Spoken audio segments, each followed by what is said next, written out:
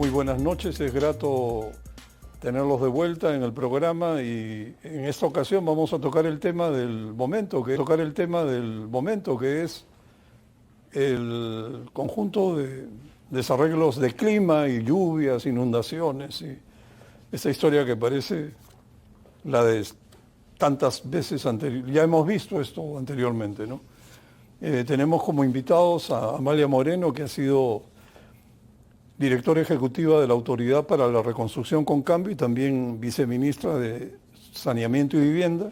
También nos acompaña Álvaro Quijandría, economista, ex director ejecutivo de Pro Inversión.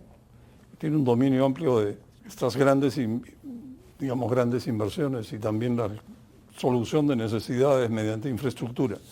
Y Carla Gaviño, que tiene una larga trayectoria en el MEF y es catedrática de Gestión Pública en la Universidad del Pacífico. Buenas noches a todos, es grato tenerlos aquí.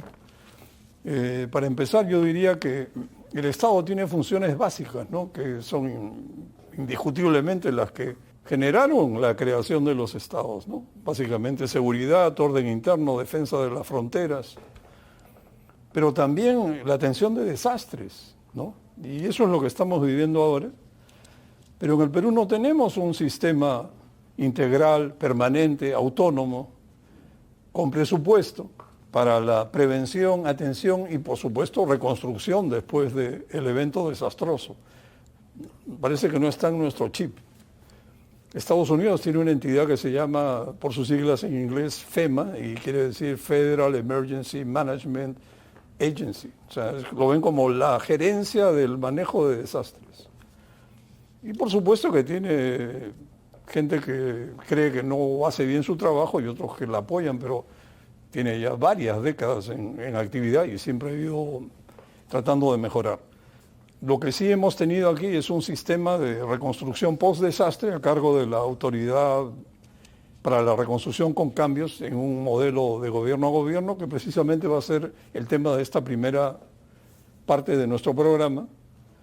Y para empezar, Álvaro, yo quería preguntarte por la perspectiva que tú tienes de varias décadas transcurridas. ¿No te da la impresión que vivimos en una especie de película hindú del siglo pasado donde de repente ocurren desgracias, pérdidas tremendas? Los pobres sufren brutalmente por desastres naturales que se repiten sin que nadie pueda evitarlo, como si ese fuera su destino. O sea, ¿cómo ves esto en el caso peruano? O sea, en una perspectiva no solo de esta situación, sino de todas las que conocemos de antes. Sí, efectivamente creo que tendemos a comparar mucho nuestra situación actual con el pasado, decir, bueno, esto se vio hace, recurrentemente en los anteriores eventos del Niño costero y demás. Sin embargo, creo que hay que tener una perspectiva hacia adelante muy importante porque estamos en el contexto de un cambio climático. En noviembre del año pasado, en el Grupo del Banco Mundial se publicó un reporte que evalúa los impactos del cambio climático. Y en el caso de Perú, el Perú es uno de los países más expuestos y vulnerables a desastres naturales dentro de la lista de sus comparables en el mundo, ¿no? Y en el primer puesto de la lista de qué eventos pueden generar, desastres recurrentes, están las inundaciones. Luego están los terremotos y demás, pero las inundaciones. Y en ese sentido creo que es bien importante tener esa mirada hacia adelante y comenzar a prepararnos porque esto no es inesperado. O sea, es totalmente previsible. Es previsible y va a tener cada vez más fuerza. Con el contexto actual, con las temperaturas que hay hoy en el mundo, el Perú en promedio anual, si es que vemos las últimas décadas, ha perdido más o menos 5% del PBI por año en desastres naturales. Eso es un promedio, ¿no? Porque hay picos y demás, pero 5% por año. Lo que equivale a 2% por año, lo que vale en bienestar a 5% del PBI por año, ¿no? Eso es lo que se pierde anualmente. Hay estimaciones que se han hecho hacia adelante con algunos modelos que indican que esas pérdidas podrían subir al rango de 3.8 a 14 puntos del PBI. 14. Si es que uno tiene, una perspectiva de proyectarlo hasta el 2070. De hecho, la CEPAL, por ejemplo, ha indicado que el valor presente actual de esas pérdidas adicionales que pueden venir por el calentamiento que vemos que no logramos controlar en el mundo, ¿no? que sigue adelante, entre el 2022 y el 2050 va a ser como de 15.000 millones de dólares. Entonces, creo que no nos sirve ya de nada mirar hacia atrás, tenemos que mirar hacia adelante y enfrentar esta situación de manera de prepararnos para poder enfrentar eventos que van a ser cada vez más recurrentes y cada vez más drásticos. O sea, no es solo el tratar de mirar qué sucedió en el niño anterior y evitar que suceda lo mismo, porque el calentamiento global lo que hace es generar exponencialmente efectos que digamos que perturban esta situación. Y aquí es central, y con esto digamos, termino esta primera parte, el mejorar la resiliencia de la infraestructura. Es un tema que se está viendo, digamos, a nivel general en el mundo como un tema fundamental para poder atender las necesidades de servicios públicos de infraestructura y poder tener un análisis de riesgos que tengan que ver con el cambio climático para el desarrollo de infraestructura. Lo dejo ahí en un inicio, simplemente con esta mirada de, digamos, perspectiva futura. Totalmente predecible, muy importante poder prepararnos hacia adelante mirando las lecciones de lo que podemos recoger de la experiencia pasada, ¿no? Muy buena la perspectiva y creo que tenemos que tener los ojos bien abiertos.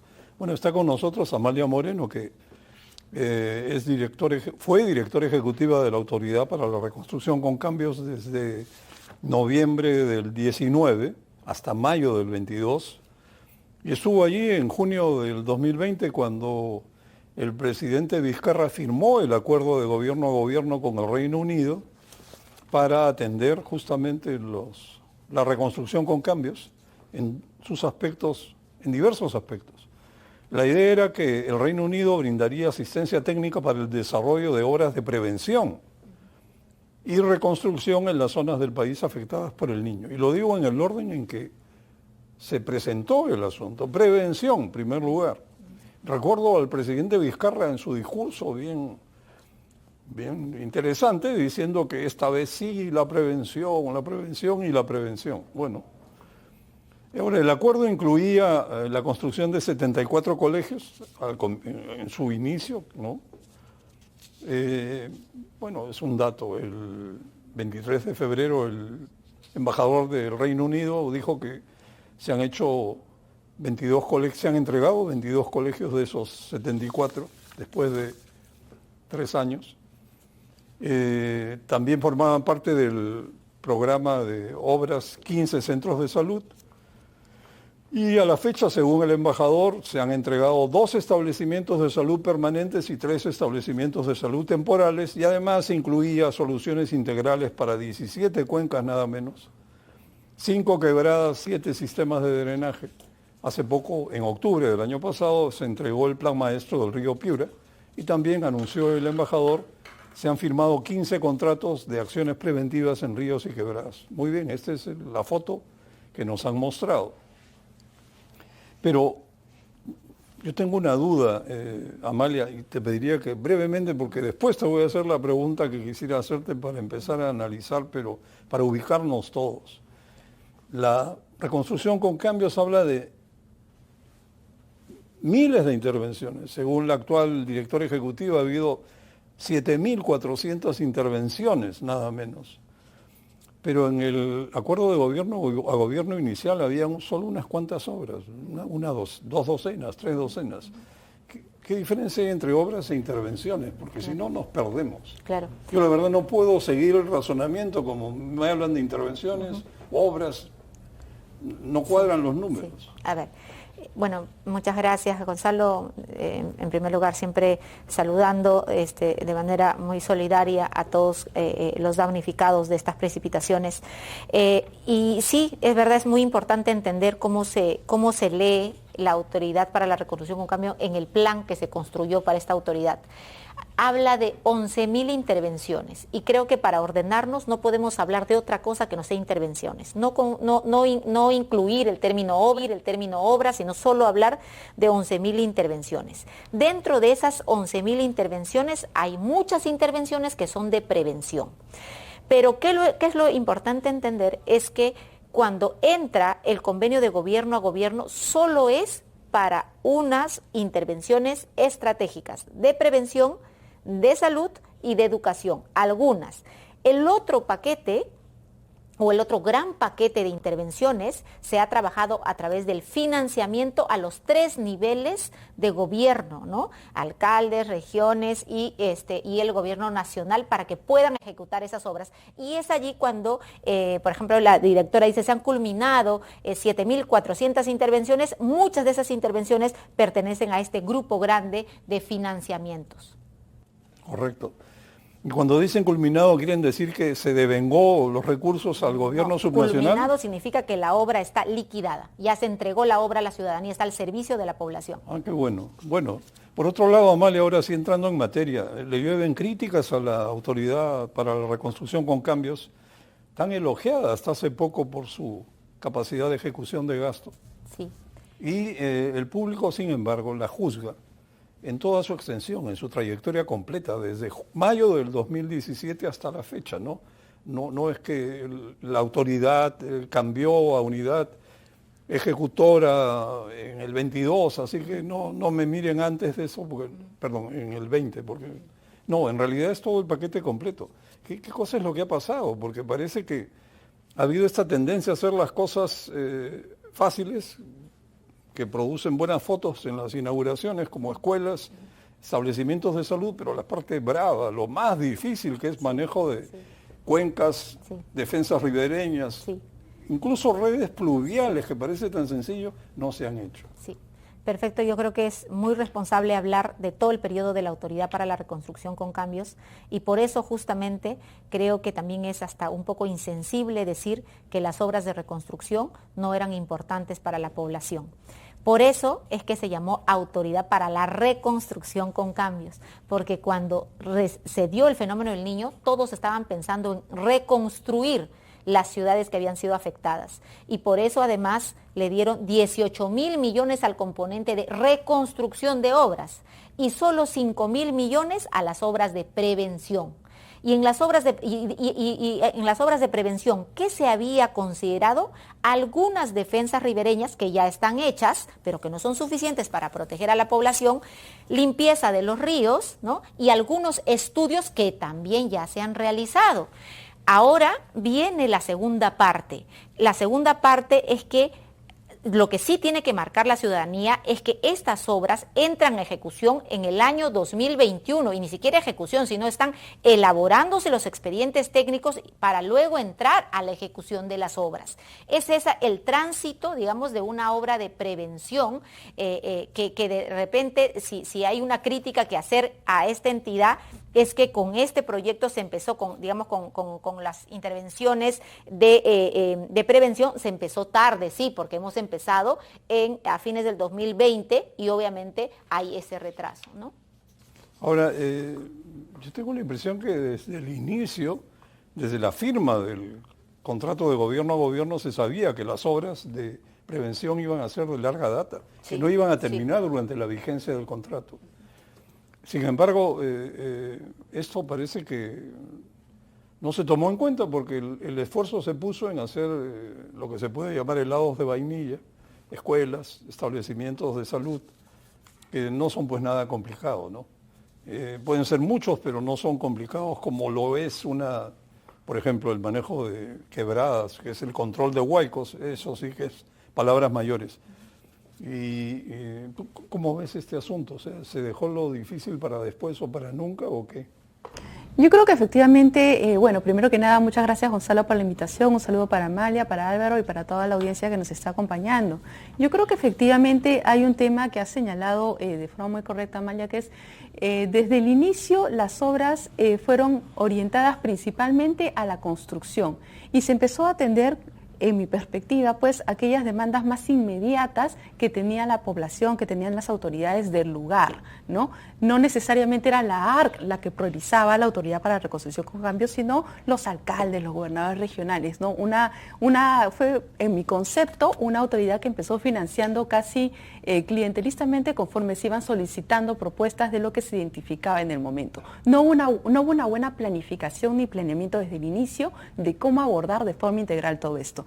Creo que efectivamente hubo un reconocimiento de que no se podía, no teníamos como Estado la capacidad para hacernos cargo de esto y que por ello fue que ya pasados varios años, cerca de 3 años, se suscribió el acuerdo de gobierno a gobierno para tratar de alguna manera de incorporar, dándole más fuerza al tema de mitigación. Naturalmente esos estudios toman su tiempo. Lo que pasa es que la demanda ciudadana no puede seguir esperando más tiempo, más cuando tenemos este tipo de precipitaciones encima, donde es pues el momento en que, como bien ha señalado, la ciudadanía evalúa en general al Estado. Si yo volteo a mirar al Estado, después de 6 años, ¿qué es lo que encuentro? Colegios, vías vecinales, carreteras, y me pregunto, ¿era necesario un G2G para construir eso? Y también me pregunto, ok, están haciendo entonces desde el G2G en adelante estudios. Entonces me pregunto, ¿cuánto tiempo más van a estudiar la situación y por qué no la estudiaron desde el inicio?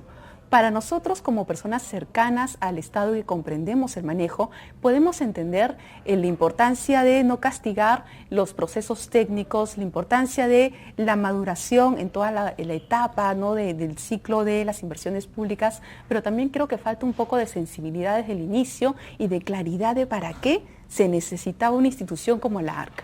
Era un Minimef, tenía un encargo más allá de ello. Yo creo que desde el inicio hubo un tema ahí conceptual. ¿Cómo solucionarlo, cómo atenderlo en este momento? Yo creo que tiene que ser un tema prioritario. No tiene que ser un tema prioritario que los esfuerzos políticos y en general de la academia, el sector privado, tienen que confluir en ello para permitir que la ARC culmine rápidamente y con todo el apoyo necesario los procesos de los contratos que ya están firmados. Empecemos por ahí, lo que ya está firmado que implica mitigación. Darle todo el apoyo para que eso continúe, ¿no? Sin perjuicio de una revisión integral, porque efectivamente seguro vamos a tocar el tema. El Contralor, por ejemplo, ha salido anunciando más de 800 funcionarios que aparentemente estarían implicados en situaciones adversas, muchas de ellas de corrupción. Entonces, definitivamente tiene que haber una reingeniería de cómo está funcionando la ARC, ¿no? Pero se tiene pues que nuevamente retomar la meritocracia y abordar prontamente la mitigación. Claro, sí, el enfoque parece que no ha estado bien puesto y yo la verdad que sospecho que ha habido un poco de hagamos lo más sencillo, que se va a ver muy bien, y lo complicado, bueno, pues. Por otro lado, yo me hago una pregunta. El Reino Unido no se caracteriza por tener una geografía difícil como la peruana. No sé cómo pensar en manejo de quebradas, por ejemplo, en un país que no tiene quebradas ni huaicos. Pero en fin, dejémoslo ahí.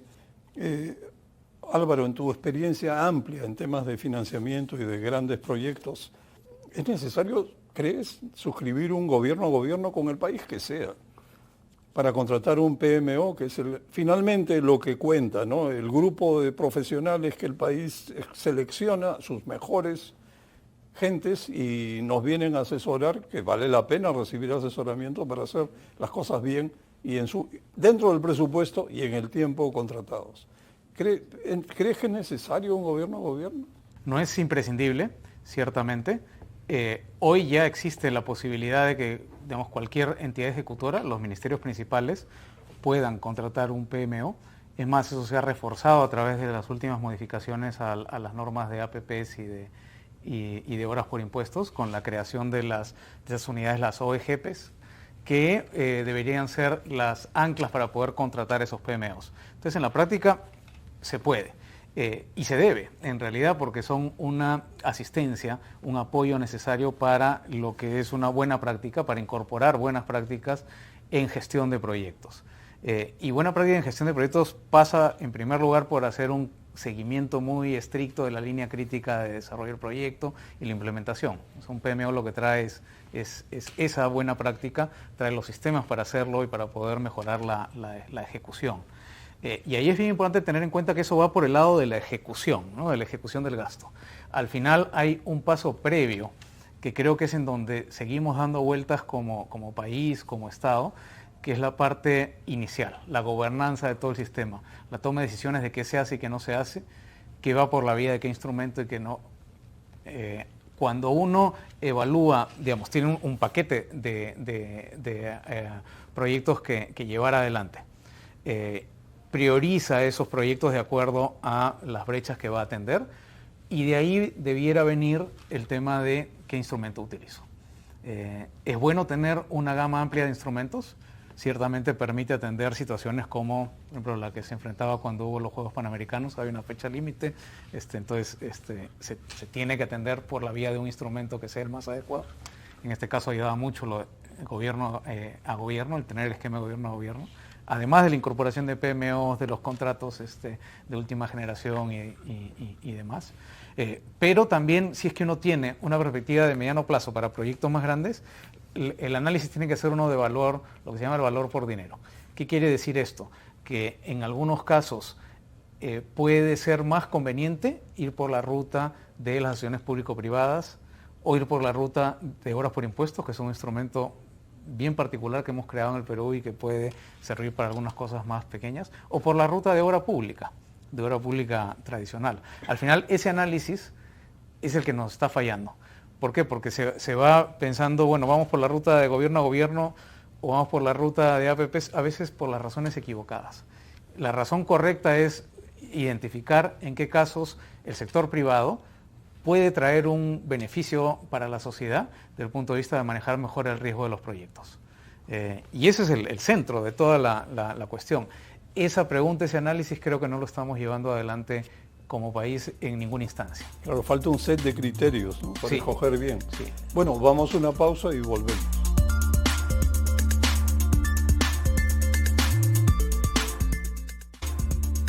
Bueno, estamos de regreso, continuando con el tema. Amalia, quería preguntarte, a la fecha, solo 25% de los recursos devengados desde el 2020 se han destinado a obras de prevención, que debieran ser las de mayor presupuesto. Será por eso que no se ha avanzado prácticamente mucho o casi nada. Pero en febrero, hace un mes, se ha firmado una extensión del acuerdo con el Reino Unido hasta fin de año para continuar con la asistencia técnica del equipo PMO seleccionado, que es de primera, en más de 130 proyectos bajo la égida de la Autoridad para la Reconstrucción con Cambios, acelerar la implementación de establecimientos de salud y colegios, que eso está avanzando aunque no han terminado, y gestionar procesos de contratación transparentes, de soluciones integrales para el control de inundaciones en ríos, quebradas y drenajes pluviales. Muy bien, eso es lo que se necesitó hacer y no se hizo. Amalia, ¿por qué se fue dejando lo más complejo y urgente para después? Pero otra pregunta que salta a la vista, o sea, si en estos años de acuerdo de gobierno a gobierno no lo hicieron, el tema de lo más importante que es la prevención de desastres, y les hace pensar que lo van a hacer en los siguientes 9 meses. Sería una especie de milagro. Yo creo que hay varias cosas, Gonzalo, pero la primera de ellas es conversando con cualquier ingeniero, a ver si nos pueden decir que un proyecto de la complejidad que tiene un drenaje pluvial, una cuenca, una viabilidad, la van a sacar en un año. En un año, ¿no? Porque lo que está pasando es que si se ha empezado, no podemos decir que se firmó el convenio de gobierno a gobierno en junio del 2020 y al día siguiente estábamos haciendo los proyectos, porque ya he explicado también en algunas ocasiones que todos estos proyectos estaban en los sectores y en los gobiernos regionales. Rescatarlos para incluirlos dentro de este convenio de gobierno a gobierno nos llevó todo el año 2020 y recién desde el año 2021 hemos podido hacer proceso y empezar los estudios. Cuando se habla de un 25% de avance es porque solo están en los estudios, es decir, o están en los planes maestros o están haciendo los expedientes técnicos. Entonces, yo creo que si se ve incluso la experiencia internacional en cuál es el ciclo del proyecto, es mucho más complejo obviamente que el de un colegio o el de un hospital y va a tomar el tiempo necesario para que se haga bien, porque ese es el valor agregado del convenio de gobierno a gobierno. Desde cuando estuve en su momento como directora de la Autoridad para la Reconstrucción con Cambios, no es que se haya priorizado digamos, las obras de menor envergadura como colegios, puentes, carreteras, no, para nada. Los dos tenían el mismo nivel de importancia, tanto estas obras como las de la prevención, solo que en prevención estábamos un paso atrás porque no teníamos los estudios básicos de ingeniería. Una pregunta, ¿cómo esperarían que de acá a fin de año se terminen los estudios o se contrate transparentemente la elaboración de los estudios? ¿Cuál es la realidad? Yo la verdad es que no entiendo mucho las razones. Porque el tiempo no alcanza, claro, lo acabas de explicar. Sí, y yo te digo, nosotros cuando estábamos en la autoridad, nosotros ya no pensábamos renovar el G2G, por una razón. ¿Por qué? Porque nosotros ya teníamos lecciones aprendidas y teníamos que llevar adelante las obras que se habían iniciado y sabíamos que era de larga data. Si un drenaje pluvial se demora 7 años en su ejecución, yo no voy a contratar un G2G los 7 años. Tiene que ser básicamente para iniciar ese contrato y entonces si las razones de esa renovación la debe de conocer, digamos, el equipo del gobierno del presidente De repente Castillo. hay una buena relación con el gobierno del Reino Unido y saben manejar sus relaciones públicas, Así pero en es. la práctica no hay horizonte porque estos estudios toman tiempo. Así es. Y curiosamente, he leído, no todo, pero bastante el estudio del río Piura. Hay 5 alternativas. La primera, según el estudio, es claramente la que habría que hacer y he conversado con gente, olvídate, eso va a ser el debate nacional más largo de la historia de Piura.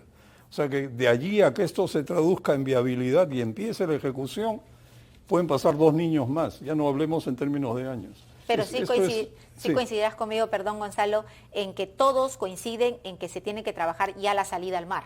Y eso, por lo menos en eso, hay un consenso en Piura para, digamos, seguir la ruta que se ha trabajado en el plan maestro, digamos, por lo menos que estábamos trabajando hasta que yo salí, ¿no? Espero que sea la misma ruta y que se haya entregado eso a la población. Bueno, hay 5 opciones y han escogido una claramente la más ventajosa, pero vamos a ver qué ocurre porque suceden cosas extrañas camino al inicio de la obra.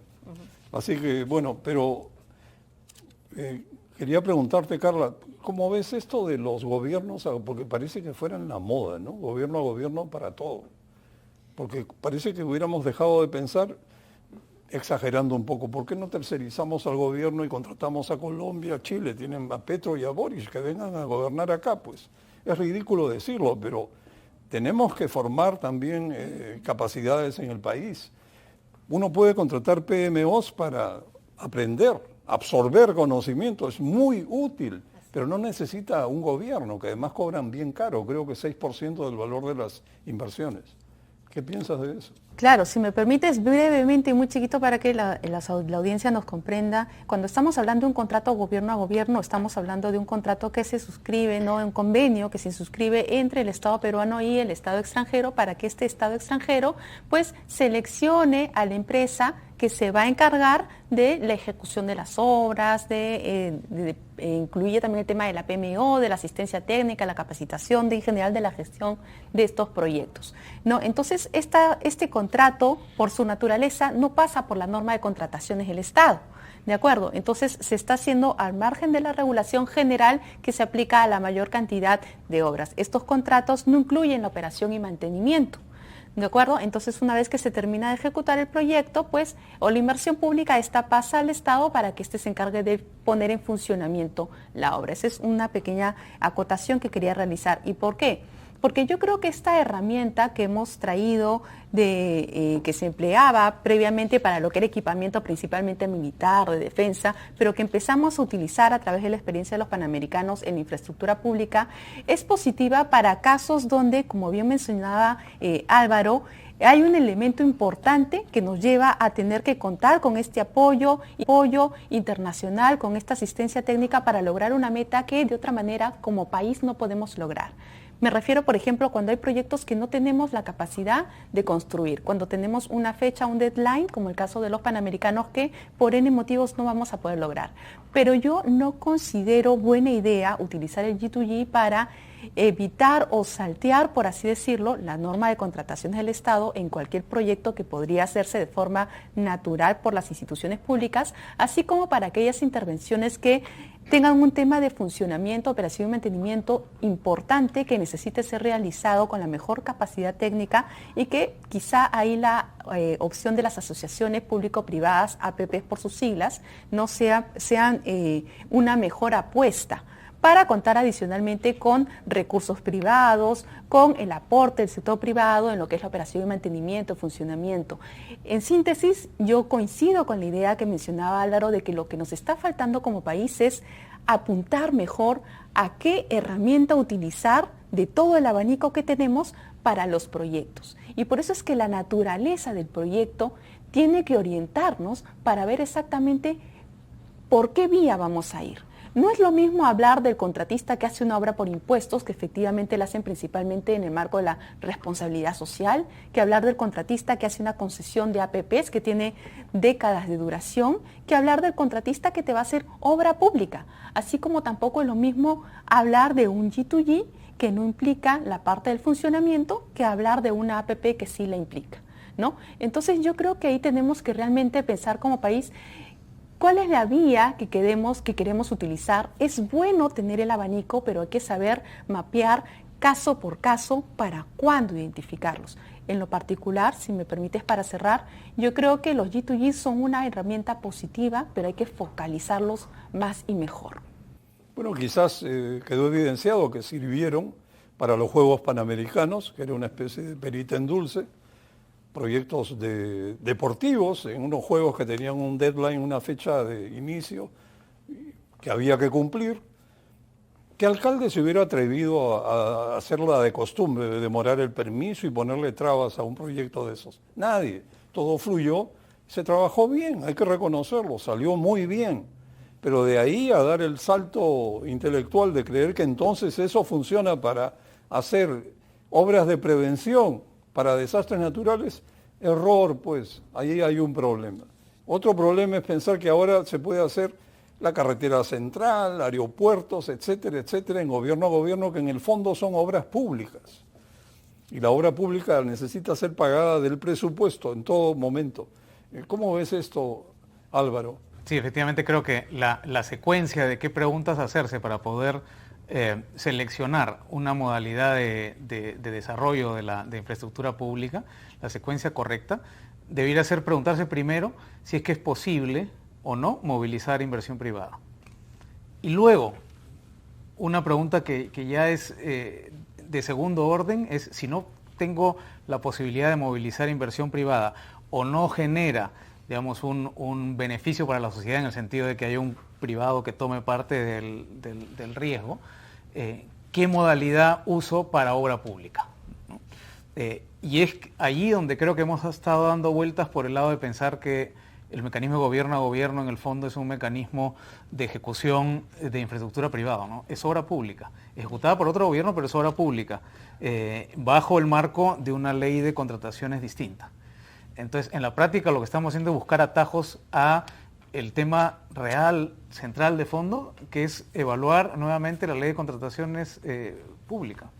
La ley de contrataciones tiene que repensarse.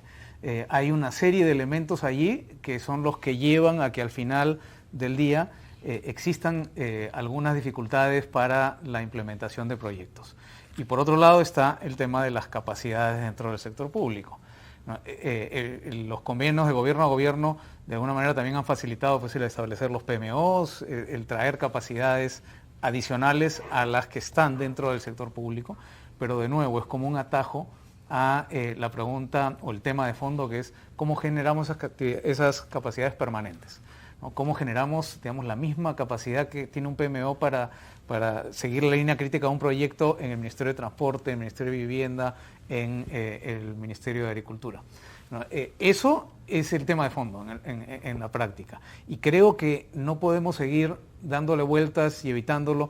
Quizás para algunas situaciones dramáticas, drásticas, o sea, haya que encontrar la posibilidad de usar estos mecanismos, pero tenemos que tener en cuenta siempre, ¿no?, que son atajos, ¿no? Son atajos alrededor de poder lograr llegar a la fase de construcción más rápido, cuando de lo que se trata es de solucionar esos temas de largo plazo, capacidades en el Estado y de una vez mirar el tema de la ley de contrataciones del Estado, ¿no? Claro, sí, no hay forma de saltarse las etapas ni los problemas se solucionan por actos de magia. Para concluir con este esfuerzo que hacemos por entender la reconstrucción con cambios y su aparente falla en cuanto a la prevención, que ahora la notamos porque estamos viviendo una especie de preniño que parece que se viene. Amalia, el presupuesto original en el 2017 eran 25.000 millones de soles y según la actual directora ejecutiva hace pocos días, el presupuesto actualizado asciende a 50.800 millones de soles. O sea, uno hubiera creído que un acuerdo de gobierno a gobierno hubiera sido bien cuidadoso y que los presupuestos no iban a multiplicarse por 2. O sea, entonces, ¿cuál es la gracia? No, eso es algo totalmente inexacto. O sea, esa es la clara evidencia que las obras de prevención, por favor, entendamos, no estaban dentro del plan de la Autoridad para la Reconstrucción con Cambios, por favor. O sea, eso no se tenía. Dice el plan exacta y literalmente, vamos a hacer estudios para saber qué se hace. Por eso es que solamente para prevención se dieron 5.000 millones de soles para algunas defensas ribereñas que ya se han hecho, para descolmataciones que se supone que han hecho y para los estudios que ya se han hecho y también se están haciendo los expedientes técnicos. Entonces, no hay una posibilidad de comparar los 25.000 millones con los 50.000 que señala la actual directora de la Autoridad para la Reconstrucción con Cambios. ¿Por qué? Porque ahora sí hay estudios que te dicen cuánto cuesta cada una de las obras y recién están incorporando eso al presupuesto. Entonces, por eso es que eso, nuevamente repito, evidencia que no se había pensado en prevención. Todos queremos pensar que esa era la lógica de la Autoridad para la Reconstrucción con Cambio, pero esa lógica no estaba clara, no se dispuso así, y eso es bueno también reflexionarlo porque son lecciones aprendidas para nuestro país, para saber, porque fíjate, Gonzalo, Álvaro y Carla, ¿no? ¿Qué pasa si es que ya mañana no existe la Autoridad para la Reconstrucción con Cambios? ¿Quién sería el responsable de hacer esas obras de prevención? Pregunto, en el país, ¿quién?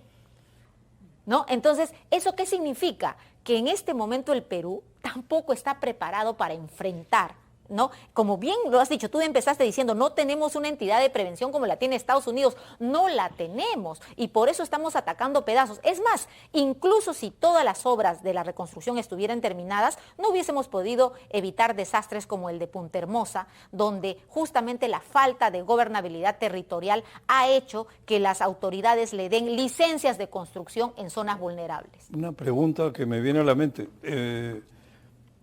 Se entiende entonces que el monto ha saltado de 25.700 millones originales a 50.800 millones porque ya se ha valorizado las obras de prevención, que sin embargo se acaba de contratar que el gobierno británico va a ayudar para que se contraten los estudios de acá a fin de año, si es que logran hacerlo.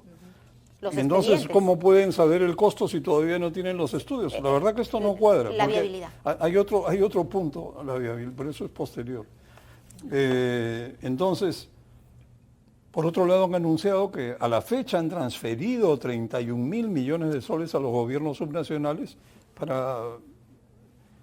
Esta es información de Rosemary Cornejo. Eso sí, no sé. Que desde el 2017 a la fecha, la Autoridad para la Reconstrucción con Cambios transfirió en realidad quiere decir devengó, no es que realmente lo entregó, 31.000 millones de soles a los 3 niveles de gobiernos para ejecutar obras.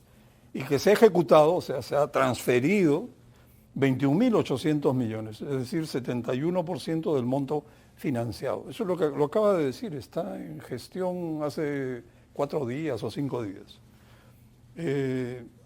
Bueno, entonces, la verdad es que las cifras no me cuadran. A mí no me cuadra esa cifra de 33.000, pero lo que sí puedo decirte es que, Gonzalo, y creo que para que tengamos la claridad todos, los perfiles, es decir, la declaración de viabilidad, por lo menos de 15 ríos, 5 quebradas y 7 drenajes pluviales, no, perdón, 6 drenajes pluviales ya se han culminado. De allí están sacando las cifras. Ya hay viabilidades aprobadas. En su mayoría se hicieron durante el periodo que me tocó liderar esa entidad. Entonces, de allí sacan ahora los montos y cuando dice que se está ampliando este convenio de gobierno a gobierno para que se encarguen los estudios, se refieren ellos al diseño, porque los expedientes técnicos en este momento están siendo licitados a través de este convenio de gobierno a gobierno para la ejecución de estas obras, pero sobre todo en los drenajes, porque también quiero resaltar que muchas de las cuencas, de las 17 cuencas que teníamos que trabajar, 15 ya tienen contratos de diseño y construcción, es decir, ya las obras van a empezar. Por eso coincido plenamente con lo que ha dicho Carla, en señalar de que ahora se necesita un equipo SWAT, fortalecer al equipo que está administrando estos contratos para que se sigue ejecutando, porque yo sí siento, y debo decirlo, que en este último año ha habido una ralentización de este avance de las obras, porque probablemente si es que se le hubiese dado el empuje, si hubiese conservado a la plana técnica que ya había recibido esta transferencia de conocimientos,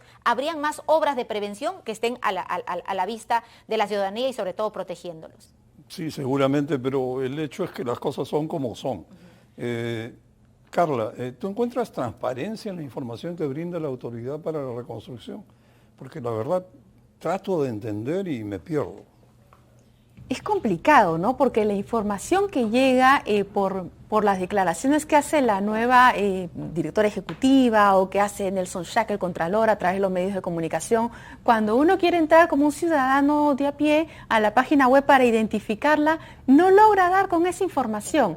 Hay un tema de que no está del todo transparentado y que no hay mucha facilidad para hacer comunicada la data, las cifras, los proyectos a la población, ¿no? Este dato exacto de qué cosas se han financiado, qué cosas no se han financiado, este monto de 51.000 millones de soles, qué cosas se ha hecho en el último año y medio, hay muchas cosas ahí que es difícil de poder interpretar con la información disponible para todos. Pero sin embargo, yo creo que hay un tema ahí que es relevante, que no podemos dejar de pasar de lado, y es lo que nos viene avisando el Contralor, ¿no? El Contralor nos viene avisando de más de 100 obras paralizadas. El Contralor nos viene avisando de denuncias de parte de los alcaldes, de supuestos actos de corrupción, de más de 800 funcionarios involucrados. ¿Qué ha pasado, sobre todo en esta última etapa, en este último tramo de la ARC? Yo creo que es un tema que necesita ser clarificado, y eso nos pone, aparte de relieve, un tema adicional, si me permite, si es la importancia de que para mantener la legitimidad de la institucionalidad pública, en temas tan delicados y tan sensibles como la reconstrucción del norte, pues ahí el tema de la transparencia es clave. Si tuviéramos todos claridad de cómo se han manejado los recursos a lo largo del tiempo, en cada gestión, la situación actual exactamente, estas palabras que parecen sinónimos, obras, intervenciones, ¿no? Culminado, terminado, si tuviéramos todos claridad, para empezar desde la terminología con la cual le hablamos a la gente, quizá en este momento tendríamos una visión distinta de las bondades o de lo que le falta o de las deficiencias del ARC. Pero mientras se ve como una entidad confusa, no hace más que generar más descontento en una ciudadanía que está viviendo los estragos en este momento justamente de otro desastre natural para el cual la ARC pudo hacer mucho más. Bueno, entonces una invocación al gobierno, debieran salir a informar en detalle qué es lo que ha pasado con todos estos dineros, sumas tan grandes, que podemos esperar, cuál es la realidad, y que salgan a hablar claro y no tanto juego de palabras y sinónimos que no son sinónimos. Pero ahora vamos a una pausa y continuaremos.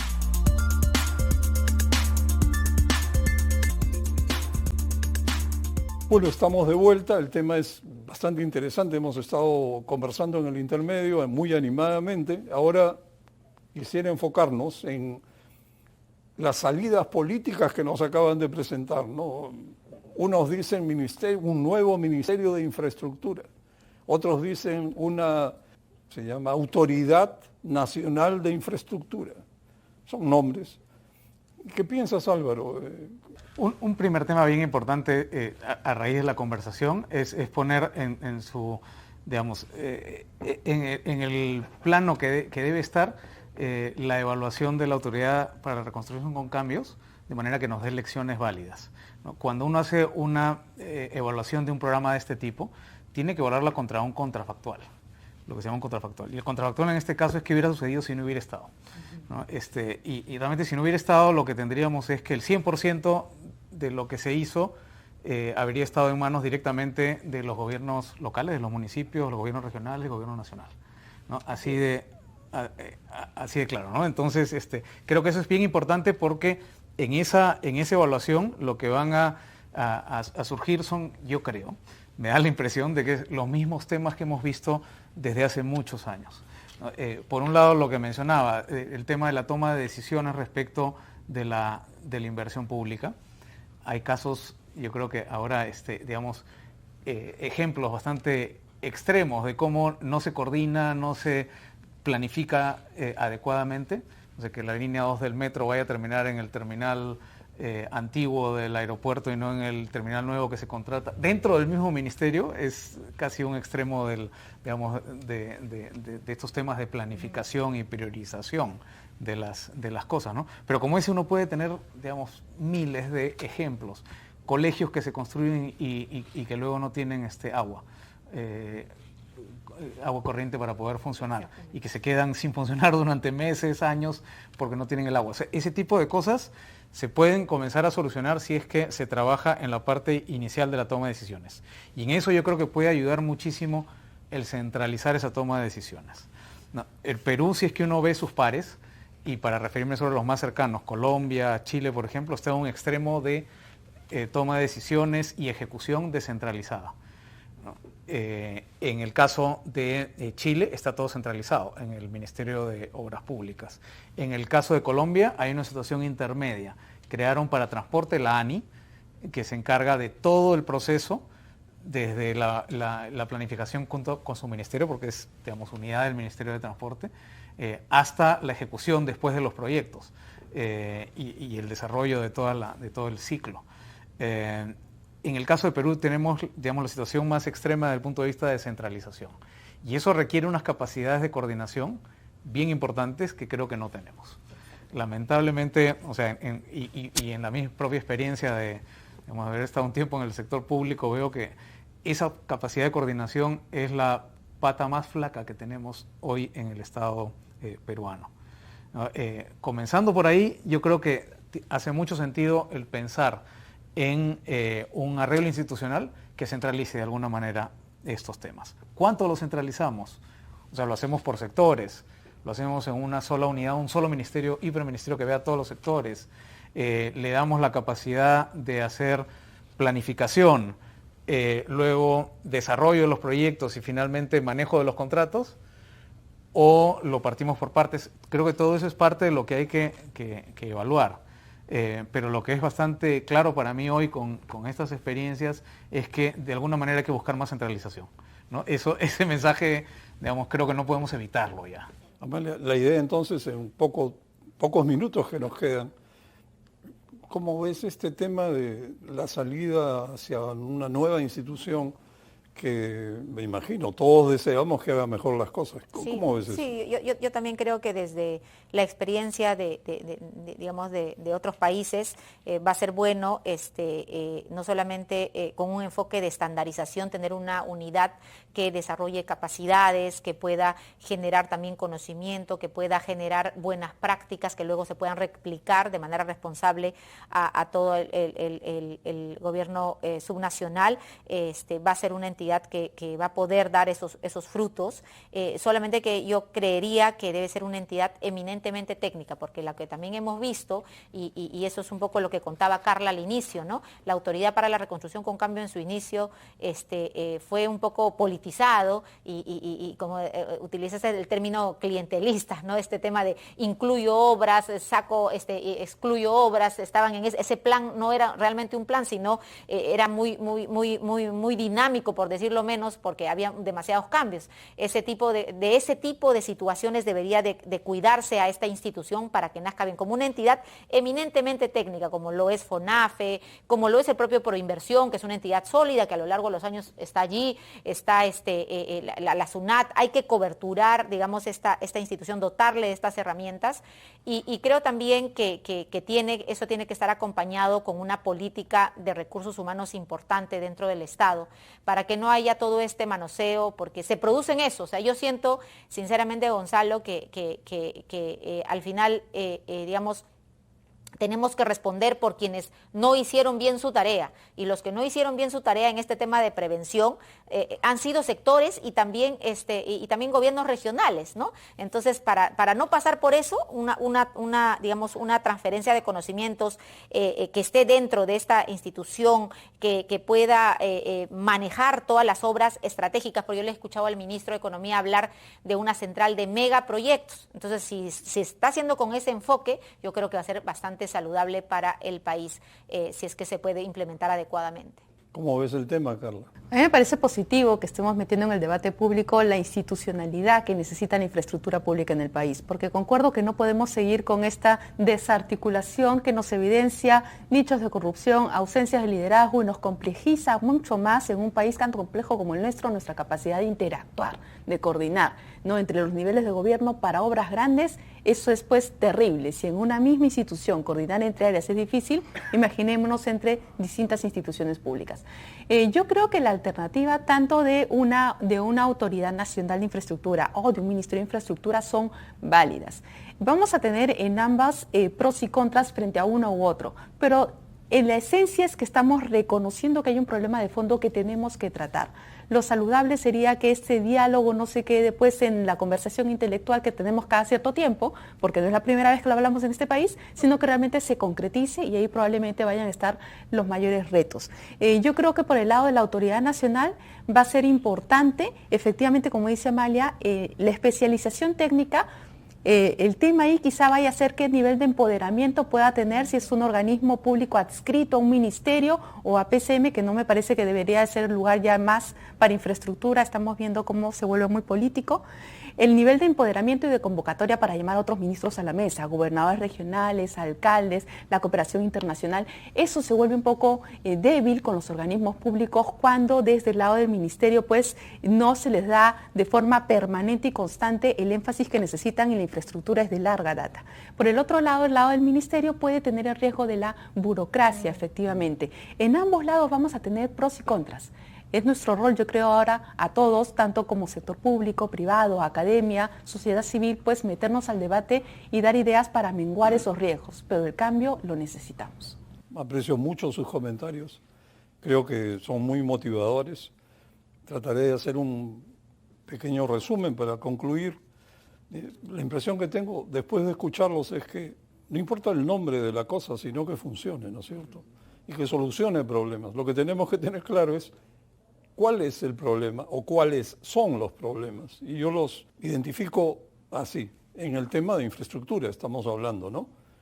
Problemas al comienzo, estudios poco profundos, proyectos inmaduros. Problemas en el medio, trabas en expropiaciones, trabas en la liberación de interferencias, trabas en la permisología. Todo camina lentamente, como si fuera un calvario. Y trabas al final, porque la plata se destina, llega al gobierno subnacional, unidad ejecutora, y bueno, no hay capacidad para ejecutar, no hay capacidad de gestión, hay corrupción, la obra se paraliza, la obra puede quedar abandonada, y de repente se termina y después no funciona simplemente, ¿no? Cantidad de obras de agua y saneamiento que duran muy corto tiempo. Entonces, si esto no se arregla atacando el problema, solucionando los problemas micro, no se va a poder salir del tema nunca. Es decir, esto no se arregla con normativa, no se arregla solamente o cambiando el nombre a una institución. No se trata de cambiarla la autoridad para la reconstrucción con cambios y ahora bautizarla con otro nombre. O sea, ¿qué ganamos con eso? Tampoco se arregla con un SAR.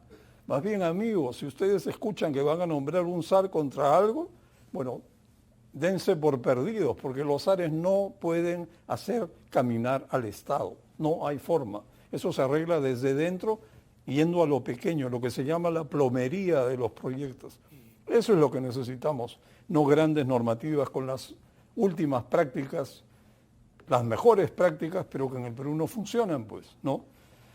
Y tampoco se solucionan dedicándonos a hacer convenios de gobierno a gobierno para cualquier cosa, pues hay que ser serios. Hay que escoger selectivamente la mejor modalidad caso por caso.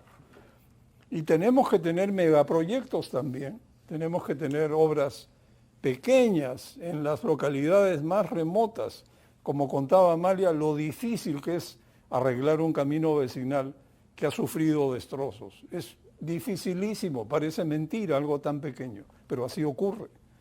Entonces el problema de fondo es la descentralización no ha funcionado y nadie se atreve a corregirla y hay una incapacidad de gestión grande en todos los niveles de gobierno. Si no atacamos esos problemas, podemos fantasear con nombres para nuevas instituciones en los próximos meses y bueno, pues una discusión que no va a dar resultados. Creo que tenemos ahora la oportunidad de discutir esto seriamente y ojalá que el gobierno lo enfoque bien. Muchísimas gracias a todos ustedes, Carla, Álvaro, Amalia, ha sido muy grato conversar con ustedes y lo más interesante es que no hemos estado de acuerdo en todo. Buenas noches.